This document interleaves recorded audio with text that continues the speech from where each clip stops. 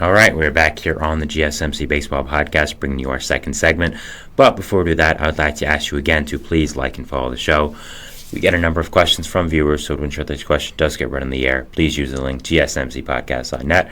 Really does help the show, really does mean a lot. So thank you so much for that. Again, subscribe as well. Hit the notification link to not only see the content I make, but all the great content creators on this channel make. So hopefully you do that, but thank you for watching anyways, and let's get back into our second segment. So our second segment is going to be about what I would call the last of the big five on the market, Mr. Jordan Montgomery.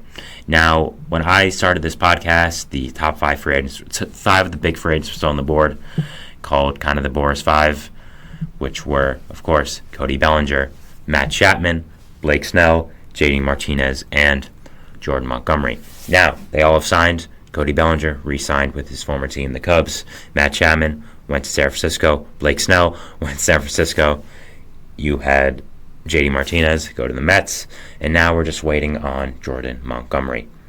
So the big question is, where will Jordan Montgomery go? Where will he sign? What's going to happen with him? So I think that's a really big question that's going to be answered. I still don't really know. I'm going to tell you my guess, but we're going to talk about that, why he could still potentially be in the market, and I'll give you some teams that I believe can make a push for Mr. Montgomery.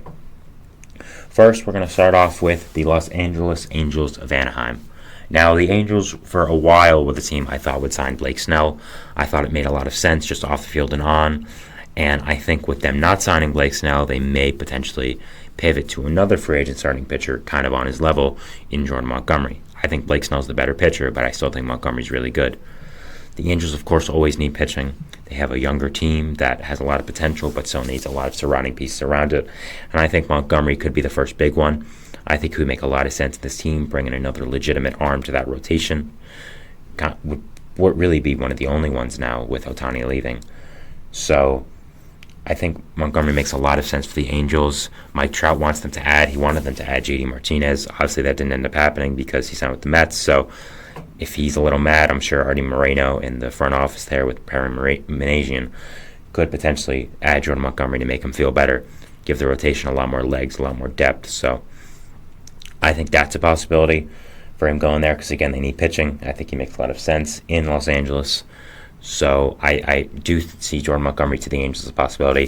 They do, of course, have a lot of money to spend after Ohtani left. I read a report that said Artie Moreno thought Shohei's contract would start with a 4 in regards to $400 million, which not related to this. It's kind of related because of the Angels, but that's just hilarious in my opinion. I don't know why in the world you would think it was going to start with a 4. I mean, I didn't think it would start with a 7, but I thought it would start with a 5 or a 6 at least. Jeez, so just shows you who runs that franchise over there. So I think the Angels are a possible fit for Montgomery. If they want to try and bridge the gap between competing and rebuilding, I think Montgomery's a good step to do that. Add a guy and try to build him with this younger team. The core you have, guys like Zach Neto, Nolan Shanuel, Logan O'Hoppe, who I forgot the name of for a second, Mickey Moniak, who even was doing really nice. So I think Montgomery to the Angels makes a lot of sense if they do end up spending. But I don't know if they will. I don't know if they'll open the checkbook. So it's going to be something to watch here and something to see what happens as the season goes on and as the offseason goes on. The season starts on Thursday, by the way, and Montgomery hasn't signed yet. That's pretty incredible. The Phillies are the next team I want to talk about here. The Phillies have consistently been mentioned as a mystery team for a lot of players. Mystery team for Josh Hader, for Blake Snell. And the only thing they've really done this offseason so far is bring back Aaron Nola, sign Spencer Turnbull, and sign Whit Merrifield. Fine additions, but nothing that I think bridges the gap for them to make them a automatic championship contender. You know, you made it to the World Series the year before. You lost there. You made it to the NLCS this year. You lost there. I don't know why you're not making a move that's considered a big move to try and get you over that hump. I'm confused at that. So that's something I am a little concerned about if I was a Phillies fan. You lose to these teams for 2 years and you still haven't made a move. So sorry for me playing with my collar. I'm realizing it's not right now, but to go on here. I do think the Phillies make a lot of sense for Montgomery. I think there could be some more potential pitching depth needed in that rotation with Taijuan Walker not living up to his contract, Christopher Sanchez being a question mark. So I think Montgomery makes a lot of sense for the Phillies, and I think he is a really good fit there. But I'm just not sure if they want to give out the if they want to give out the big bucks, they want to give out that big contract to Montgomery. So it's something to watch and something to see what is going to happen, and just what ends up happening with Montgomery and the Phillies, and where he does end up signing if it is with the Phillies. Next, we have his old team, his alma mater, the big bad Bronx Bombers, the New York Yankees. So the Yankees have been mentioned with Montgomery a lot because they've needed pitching. They know him well from his days in the Bronx, of course. His price point makes sense for them. It's been recent reports that they have reinitiated talks with him for a contract. I don't know if I believe that, but that's what's happened. So do I see Montgomery going back to the Yankees? Absolutely not. I don't think there's really any chance at all Montgomery goes back to the Yankees. I just think with the luxury tax situation they're in, I really don't think it's going to happen. They have so much money on the books. They have so much money just all around this team right now. I don't think they can afford Montgomery. If they sign him to, let's say, a 1 year, $25 million deal, it would probably really be 1 year, $50 because of where they are on the luxury tax. So I just don't think it makes any sense for him to go back. I don't think he can. I think he wants to, and I think the Yankees want him to come back, but I just don't think it will. I also think he's looking for a long-term contract. I don't think he's one of these guys like his counterparts, like Bellinger, like Chapman, like Snell, who are going to take a short-term deal and trying to hit the market next year. I don't think that's going to happen with Montgomery, but I could be wrong at this point. So I don't think he goes back to the Yankees. I think it makes a lot of sense for him too, but I don't think he will, and I don't think that's a fit here.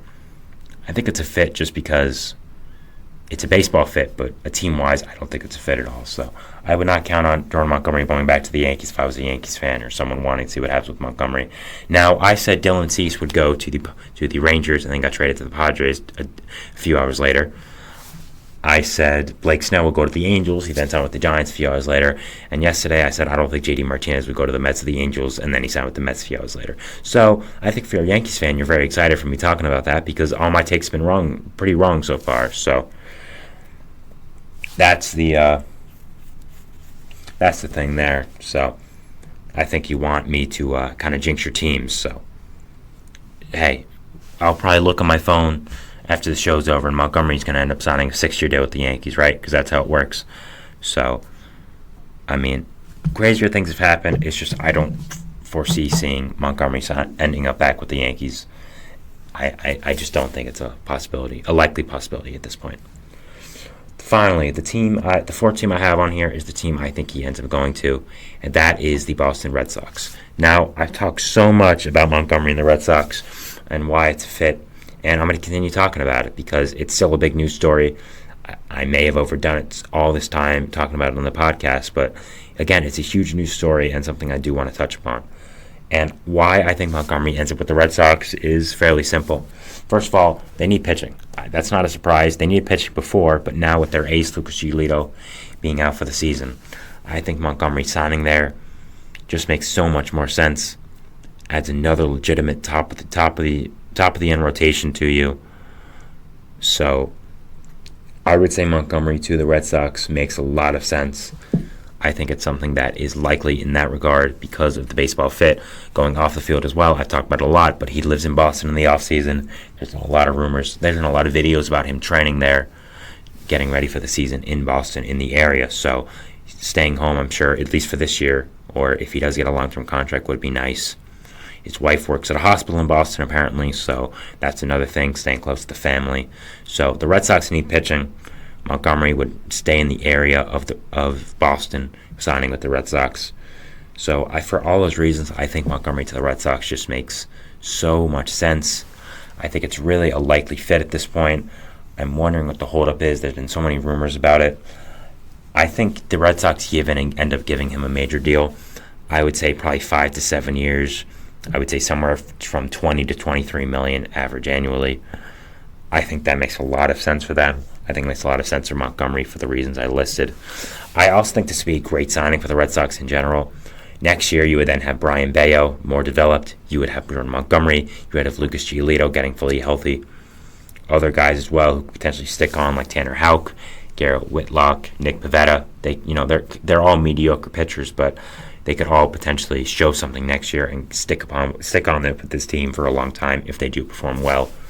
So I think that's another thing to watch here if you are a Red Sox fan, seeing what could happen next year with these guys and seeing how they will perform. So overall, I think Montgomery to the Red Sox is a really strong signing, really strong fit as well. So I would, if I was a betting man, which I'm not, I would put money on Montgomery to the Red Sox. I think it makes a ton of sense for the reasons I listed on the field and off. And overall, I do think that's where he ends up landing, but I wouldn't be surprised if a mystery team gets involved. One team I think could be a mystery team in this is the Cubs. I think they have a lot of money to burn, and I think they could use a starting pitcher like Montgomery with what's happened this offseason.